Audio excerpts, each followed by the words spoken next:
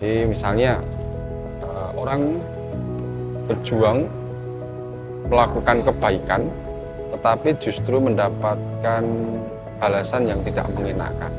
Supaya para murid itu saling membasuh, saling melayani, mengungkapkan cinta sebagaimana yang diajarkan oleh Tuhan Yesus. Paskah bukan hanya sekedar hari raya biasa, tetapi bagaimana cara kita memaknai setiap prosesnya. Hari ini kita akan sama-sama memaknai tentang Pekan Suci. Ada Kamis Putih, Jumat Agung, dan Malam Paskah. Tentunya juga Paskah itu sendiri. Saya akan ditemani oleh Ibu Pendeta Retno Rati dan juga Romo Yosep Herman Singgi.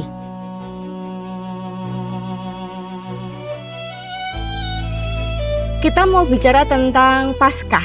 Paskah itu sendiri adalah suatu rangkaian ya Romo, rangkaian peristiwa atau kejadian bahkan dimulai Rabu Abu, Minggu Palma, dan kemudian besok kita akan memperingati Kamis Putih, Romo. Nah, apa sih sebenarnya makna dari Kamis Putih ini, Romo? Kamis Putih itu menjadi awal dimulainya Trihari Suci. Bisa dikatakan demikian, yaitu puncak dari karya keselamatan Tuhan Yesus Kristus yang menyelamatkan manusia.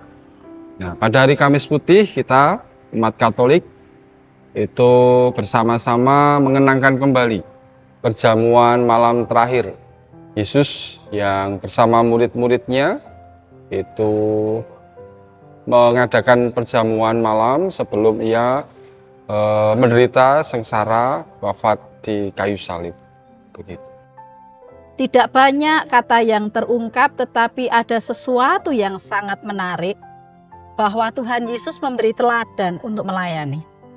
Ketika Tuhan Yesus membasuh kaki para murid, pembasuhan itu biasanya dulu dilakukan oleh hamba atau budak. Tetapi Tuhan Yesus yang adalah seorang guru melakukan itu. Dan ini teladan pelayanan yang luar biasa. Tetapi apa yang dilakukan oleh Tuhan Yesus juga mengandung pesan supaya para murid itu saling membasuh, saling melayani, mengungkapkan cinta sebagaimana yang diajarkan oleh Tuhan Yesus. Inilah makna dari Kamis Putih yang luar biasa sekali. Sebenarnya menarik Romo, ketika sebenarnya Yesus tahu dia akan dikhianati, dia akan disangkal, tetapi dia tetap memberikan diri untuk melayani. Itu menarik sekali. Dan di dewasa ini Romo, ketika mungkin generasi muda saat ini ketika merasa sudah terkhianati, bahkan mereka tidak mau memaafkan, akhirnya mereka tidak mau melayani, bagaimana tanggapan Romo tentang itu? Ya, itu memang situasi manusiawi yang ada di dalam diri kita. Kadang ketika kita mendapatkan tanggapan yang tidak menyenangkan, itu membuat kita menjadi patah hati. Ketika kita punya kehendak melakukan hal yang baik, tetapi ditanggapi dengan tidak baik, lalu membuat kita patah hati, dalam istilah Jawanya mutung seperti itu ya. Ya, itu menjadi secara manusiawi, bisa dikatakan manusiawi, tetapi kalau kita mau belajar, ya, perbuatan baik itu untuk apa sebenarnya? Orang berbuat baik dengan tujuan apa? Apakah ia berbuat baik untuk mendapatkan tanggapan baik, mendapatkan pujian, mendapatkan penghargaan, atau memang melulu dia mau berbuat baik untuk kebaikan itu sendiri? Oh, ia tahu bahwa itu yang baik yang harus dilakukan, ya dilakukan. Menarik Bu di bagian poin individualistik. Berarti dia kan egosentris, individualis, dan apa yang dia lakukan itu memang berpusat pada dirinya tanpa mempedulikan orang lain. Tetapi apakah juga komunitas kita sekarang ataupun orang-orang dewasa ini mulai juga tidak peduli terhadap alam, Ibu? Ya, kita itu mengalami krisis ekologi. Karena harus kita akui kalau tahun 2025 itu lebih dari 3.000 bencana ekologis terjadi di Indonesia. Sebagian besar dari bencana ekologis itu adalah banjir dan longsor itu karena kan human error artinya ya. Karena land grabbing, karena illegal logging, karena pengelolaan sampah yang jauh dari apa yang diharapkan, sehingga bumi ini tak mampu menyerap air yang semestinya masuk ya. Lah, menarik sekali karena Paskah tahun ini GKJ khususnya itu mempunyai tema besar Paskah ekologis. Ini juga merupakan penghayatan iman kami bahwa kita sedang mengalami krisis ekologi. Manusia tidak bisa hidup tanpa alam, tetapi alam bisa hidup dengan sendirinya tanpa manusia. Problemnya selama ini kita tidak ramah terhadap alam. Menariknya Ibu, ini isu lingkungan ya, perubahan iklim dan sebagainya, itu bukan menjadi tanggung jawab satu orang saja, tetapi juga lingkup masyarakat luas, terutama juga dari pemerintah, entah itu dari pemerintah ataupun juga dari partai politik, ya. Dan dari PDI Perjuangan kemarin sudah sempat Ibu berkegiatan tanam 1001 pohon, 1001 pohon di 5 kecamatan, ya dengan berbagai macam pohon buah Ibu. Dan kami harapkan 5 tahun ke depan ada hutan di Kota Solo, dan kami harapkan juga itu nanti bisa membuat istilahnya udara kita juga semakin enak. Benar. Udara kita semakin sejuk kita hirup dan kita semakin sehat.